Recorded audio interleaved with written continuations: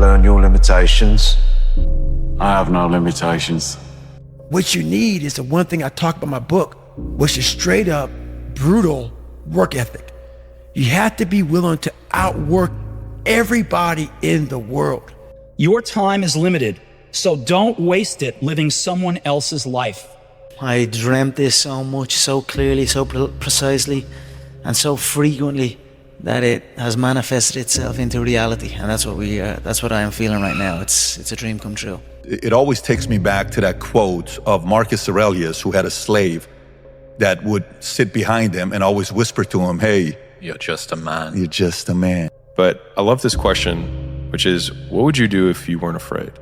Winning is for the obsessed. You must be obsessed if you want to win. You must be obsessed with the goal, the journey, the outcome, the experience, the rejections, the resilience, the grit. And throughout that journey, as you hit these micro wins, celebrate them and then lock back in.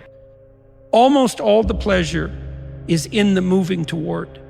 Yeah. So even, you don't want to set up a goal that's so high that there's just no possibility that a schlub like you could ever manage it. But God only knows what your upper limit is, But if you set up a goal that you think is, just on the edge of conceivability, then every time you move even a tiny bit towards that, you're going to think, good work, man, good work. You get a little kick from that. Yeah. You get a little stronger from that.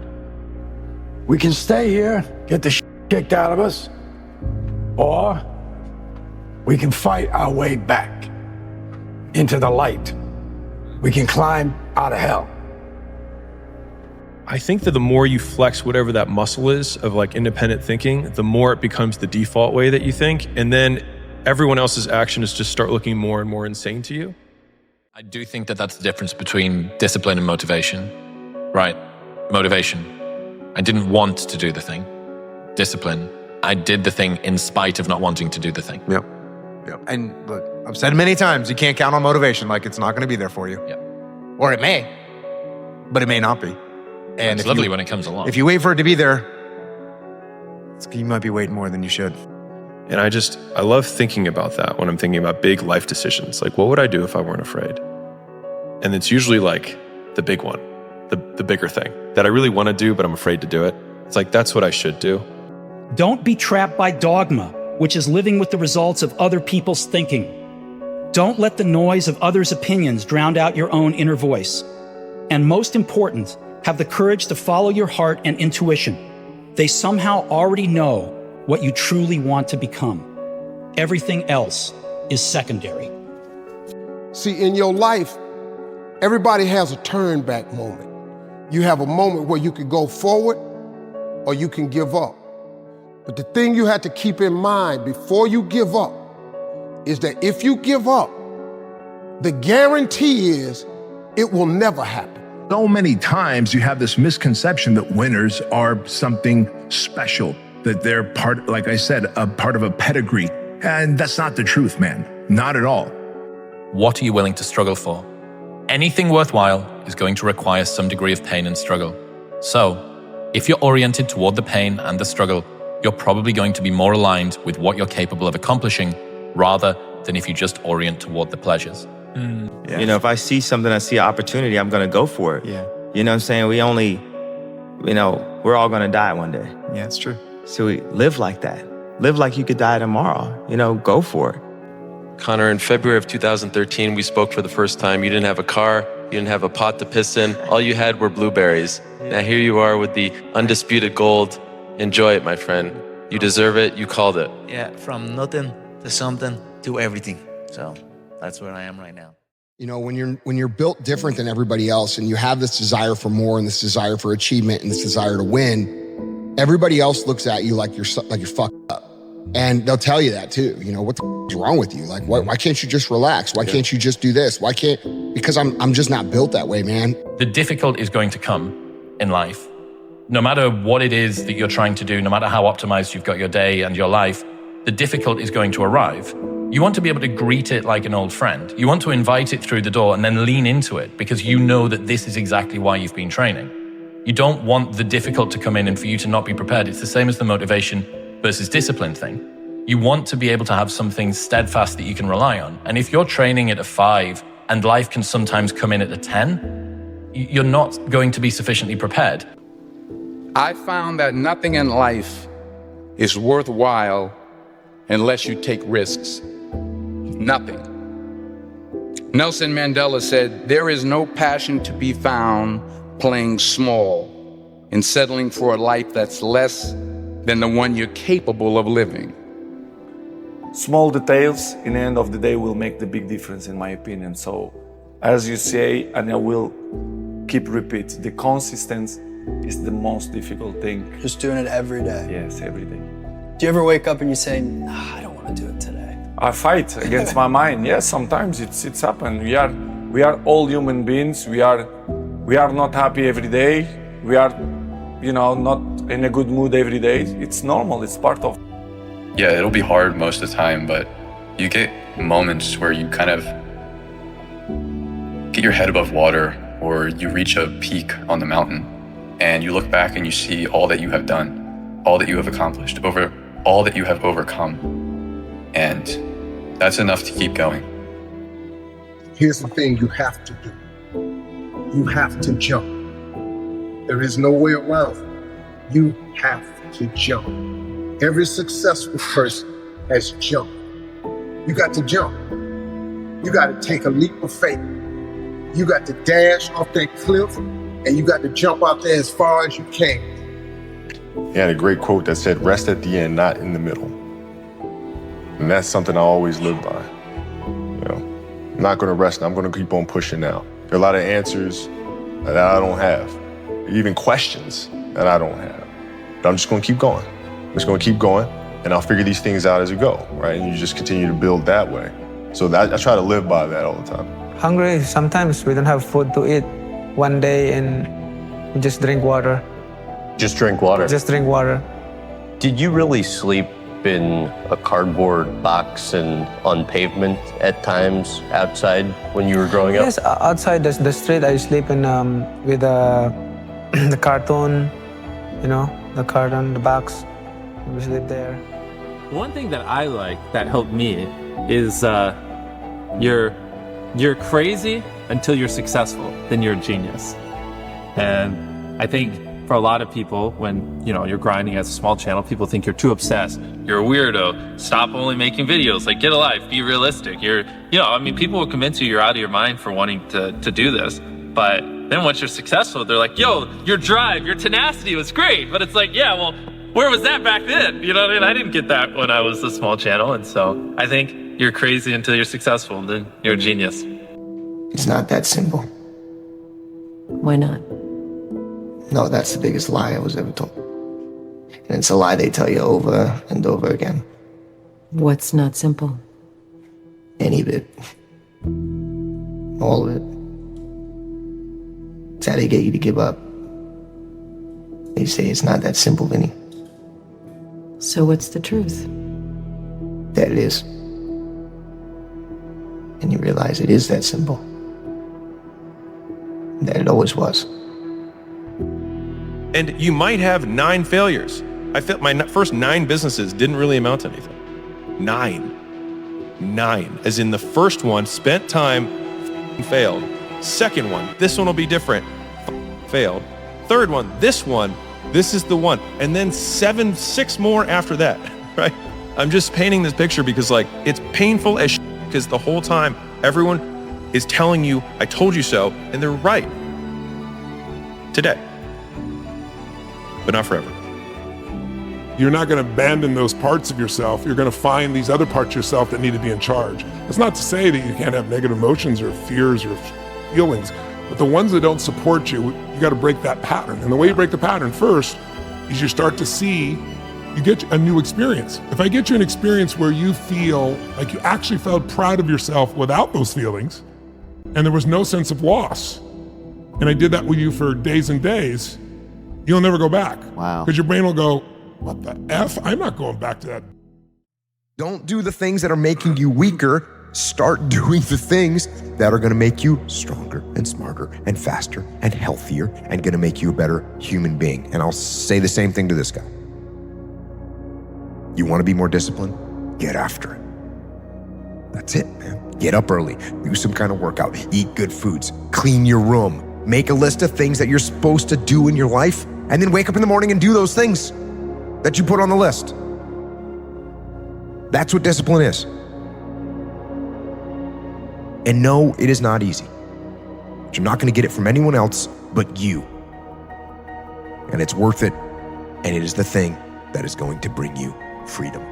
It's never gonna make you feel good if you're leaving it on the table, if you're not exercising your potential, if you don't have a purpose, you don't have a mission. The reason you feel like is because you know that you're letting your potential die on the vine.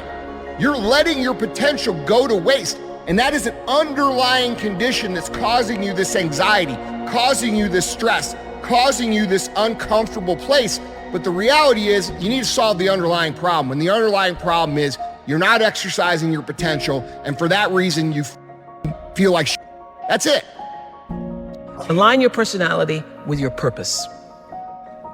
And nobody can touch you. And you wake up every day and you are fired up. You just like, oh my God, another day. It's so great. Because everybody has a purpose. So your whole thing is to figure out what that is. Your real job is to figure out why you're really here and then get about the business of doing that. That's it. Don't hate the game. Love the game because you're in it, mate. So own the game, accept the rules, and move on into the rules. So the world will try and tell you who you are, and you have to tell yourself who you are. And there's this ongoing battle. And somehow there needs to be a reconciliation between the two. But in the end, you've got to have all the eggs in your basket.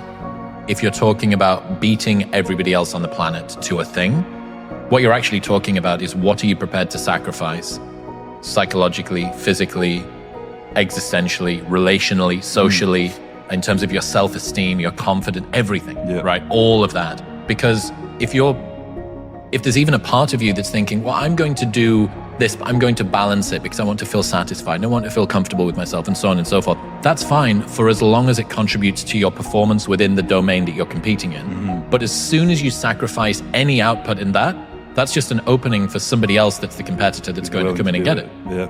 And that's what it comes down to, like, what are you willing to sacrifice at the end of the day, you know? Because if you're willing to go through all the battling you got to go through to get to where you want to get, who's got the right to stop you?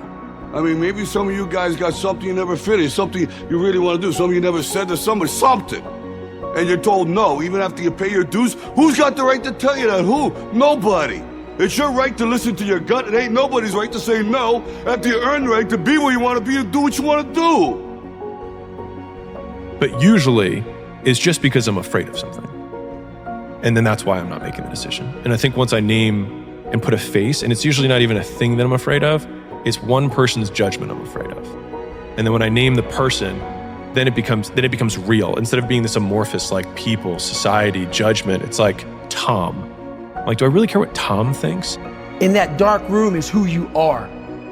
But in that dark room is where you have to create another human being that walks out of that dark room to face who you are. That's the only way you're gonna get over all those things. You have to create someone else. Not like you have two different personalities. It is you, but you have to find strength. What I've learned is to always keep going. Always. You know, there's been times, particularly early in my career, where it just feels like this is the end. But what I've come to find out is that, you know, no matter what happens, the storm eventually ends. And when the storm does end, you want to make sure that you're ready. And so I've really learned to put one foot in front of the other, good, bad, or indifferent, because eventually that storm passes. I mean, being in the military does not make you a disciplined person. Being from a disciplined family does not make you a disciplined person. Being in a disciplined group does not make you a disciplined person. What makes you a disciplined person is choosing to be disciplined. I tell people to do the things that they know they're supposed to do. Right? There's things that you know you're supposed to do as a human being. Things that you know are going to improve your life. Do those things. So discipline equals the importance of the goal plus, let's just say the importance of the goal to you. So the subjective importance of the goal. How much does that goal matter to you? Plus the psychological enjoyment you get in the pursuit of the goal, right? So as you pursue the goal, how psychologically enjoyable and reinforcing and, you know, is that for you? Minus the psychological cost of the pursuit of the goal. I remember realizing that when I blamed them, that I gave them control over my life. And then the idea that the people that I hated the most at the time were the ones who actually were controlling me was the thing that most sickened me, to then actually flip my narrative to actually taking control. Like, that was the one thought process. Like, my mother, I'm giving her control over my romantic relationship. Like, my mother controls this? That. I try to be the best professional in my job. I try to be the best all the time. Sometimes it's not possible because, we are human beings and we are not machines. But in my mind, I'm the best and I work like the best. So this is gonna be my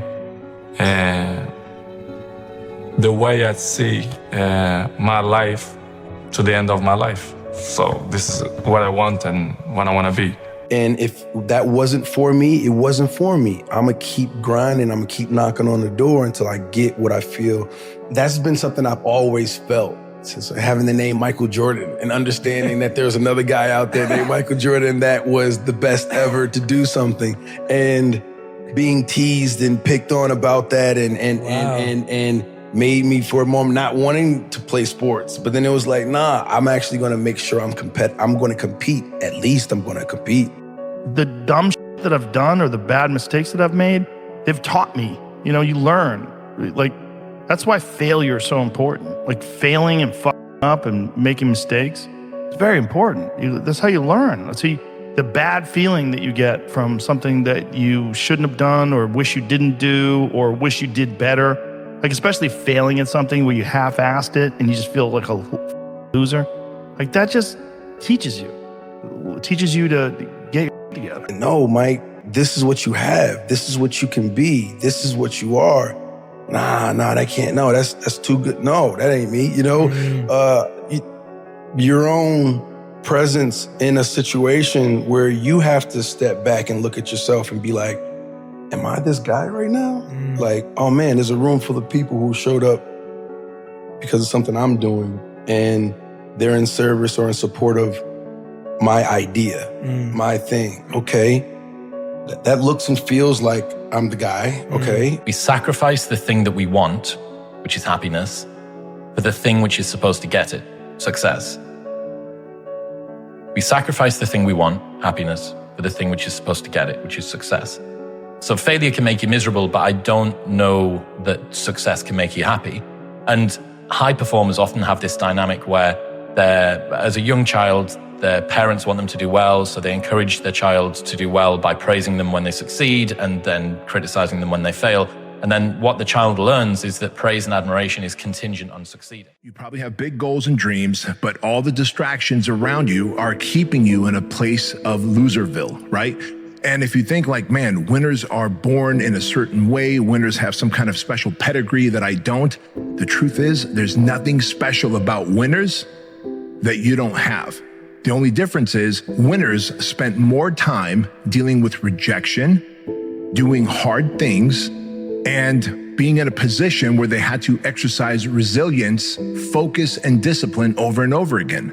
It was a very specific choice that winners made. I like being serious. I'm serious about the things I do.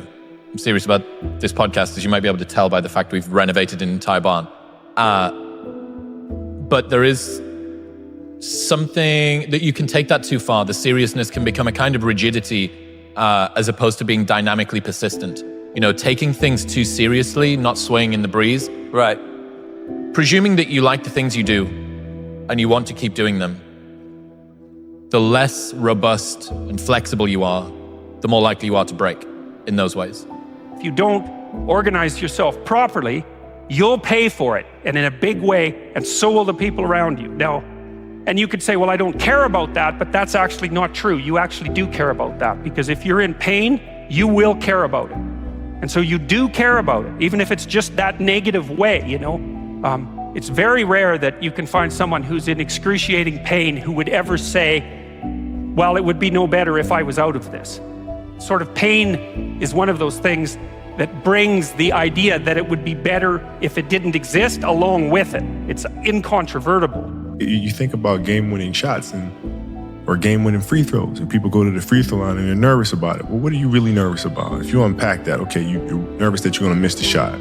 All right, so you miss the shot, then what happens? People are going to be embarrassed. You're going to be embarrassed because thousands of people, millions of people see you miss the shot. All right, and then what? People are going to talk bad about you. Okay, right? And so you're looking at it and you go, are those things even important? You know what I mean? If that is my fear, like what is, you worried about letting your teammates down? Okay, have you let them down before? Oh, I'm sure, in practice and things of that nature, right? They're still there. Yeah. You know? And so when you're able to unpack it, you kind of look at it for what it is, which is really nothing. But I, always try to imagine myself as a winner.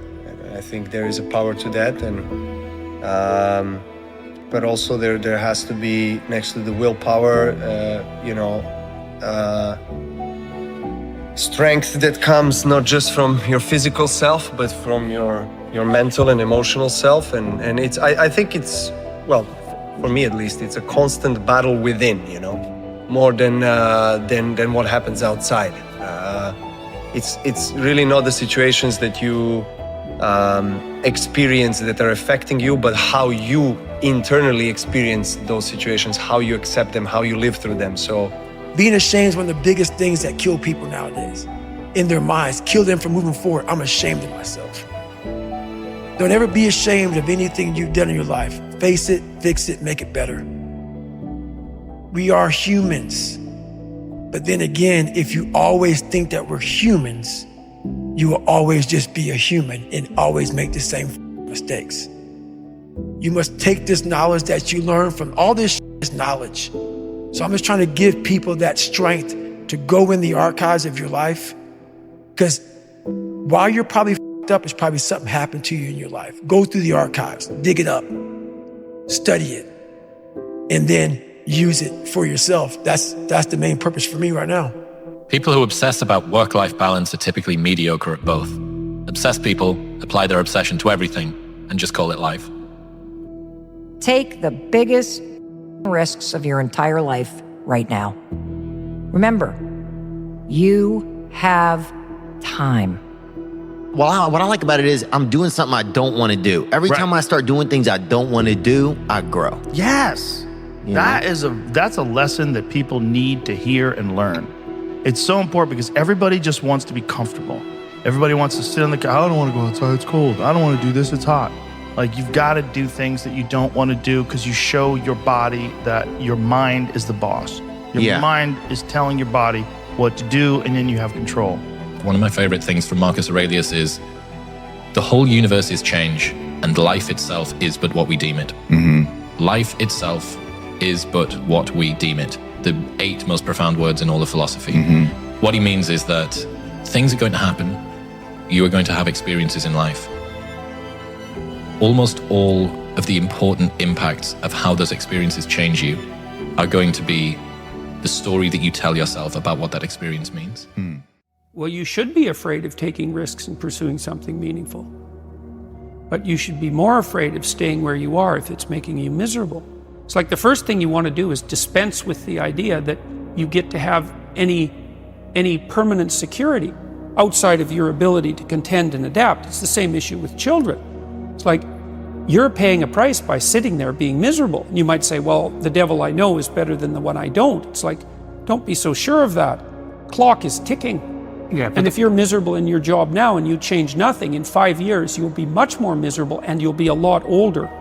So what I encourage any and everybody to do is just understand who you are. Truly understand who you are. Learn yourself. Yeah. Learn yourself. Learn your pros and your cons. Get your flaws.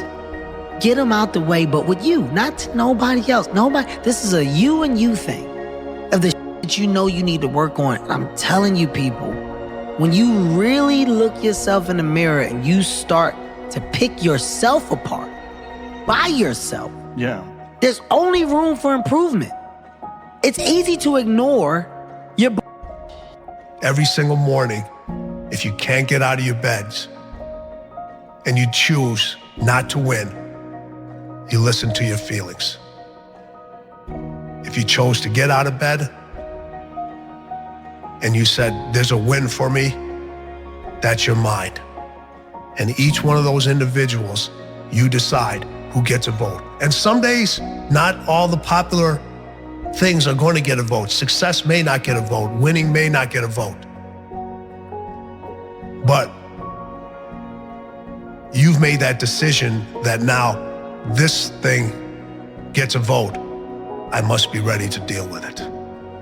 He said, you know the difference between champions and everyone else? And I was like, what? He said, everyone always looks at them and says, what do champions have that I don't have? And he said, they have it backwards. He said, it's what do champions not have that I have? It's what do they lack? And it's an off button. They just don't stop.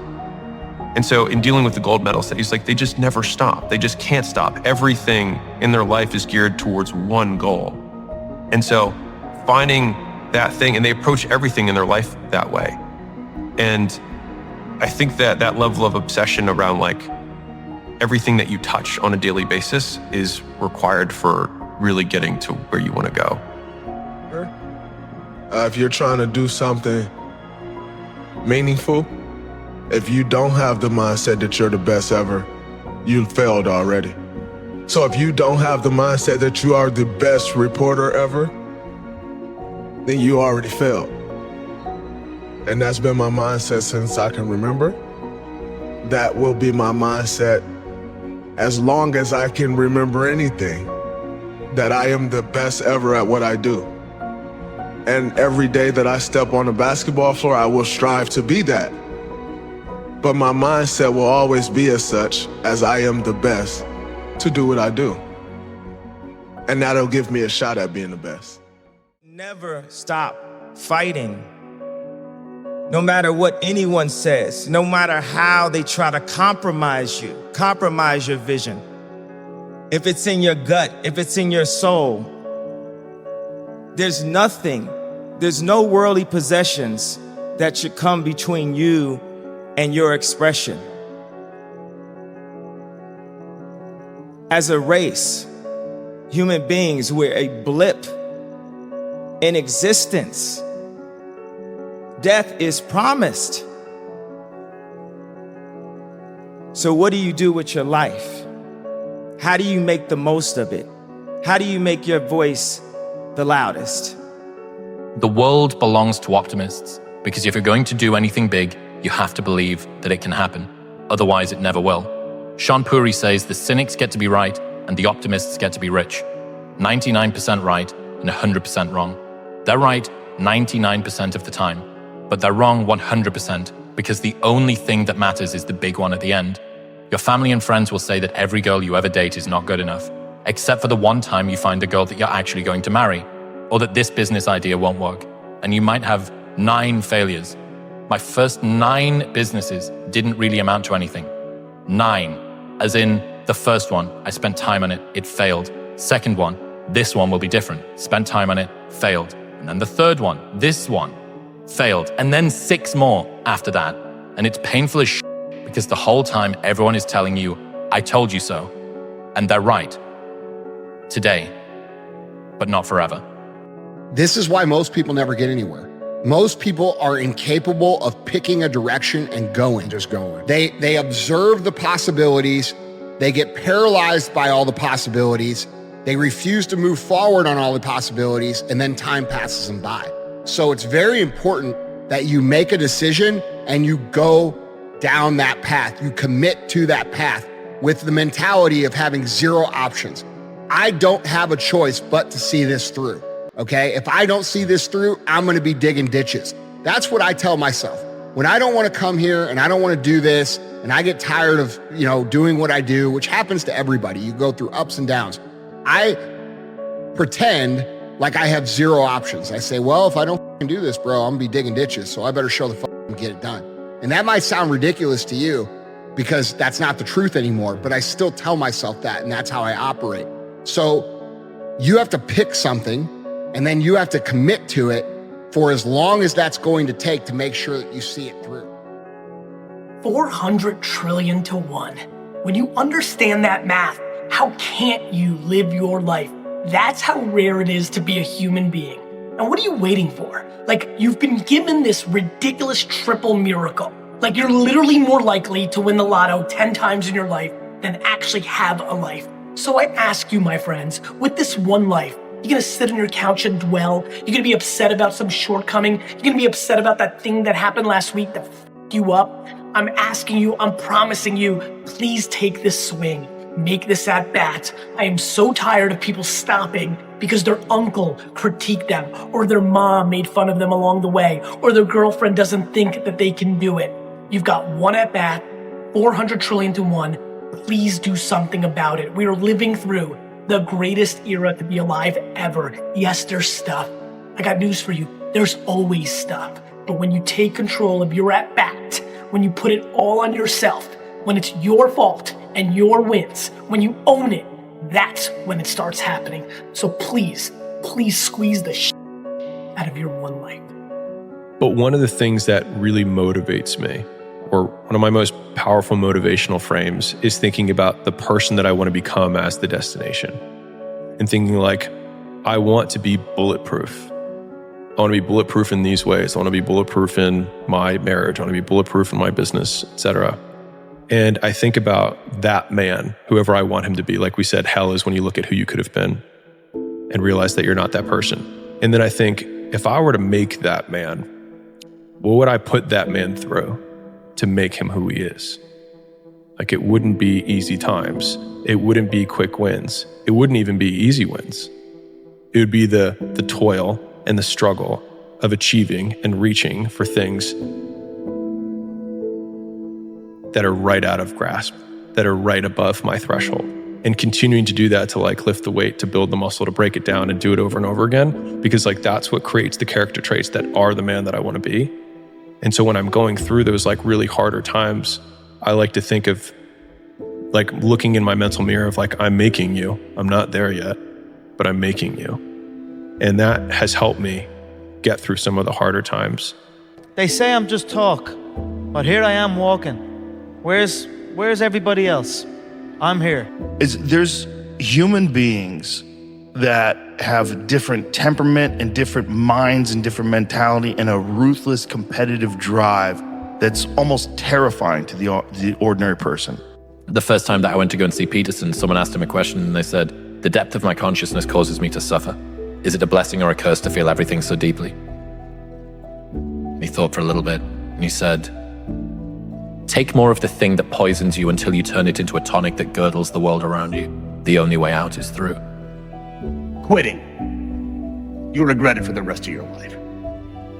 It just got too hard. It's supposed to be hard. If it wasn't hard, everyone would do it. The hard is what makes it great. But sooner or later, it's something that's inside of you just has to want it. You have to need it. You gotta go at it like it's that next breath that you gotta take, that nobody can stop you. And the closer you get to it, you're gonna have naysayers, you're gonna have doubters, you're gonna have people that's close to you, that even in the crib with your laying beside of you that don't believe in you. But it's up to you to wipe the tears out your eyes and go get it. Yo could be rich. You could be rich, man. But you cannot erase the work ethic part. There is no getting around. Ain't no elevator to the top. You got to take the stands.